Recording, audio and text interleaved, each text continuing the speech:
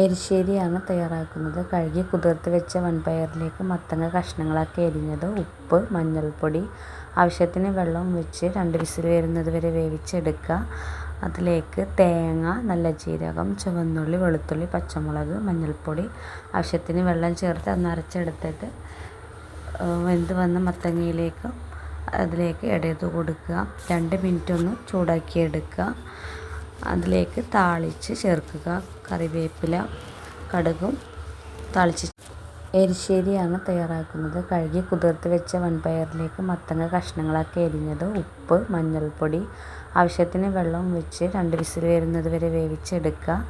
അതിലേക്ക് തേങ്ങ, നല്ല ജീരകം, ചുവന്നുള്ളി, വെളുത്തുള്ളി, പച്ചമുളക്, മഞ്ഞൾപ്പൊടി, ആവശ്യത്തിന് വെള്ളം ചേർത്ത് ഒന്ന് അരച്ചെടുത്തിട്ട് വെന്ത് വന്ന മത്തങ്ങയിലേക്ക് അതിലേക്ക് ഇടയത് കൊടുക്കുക.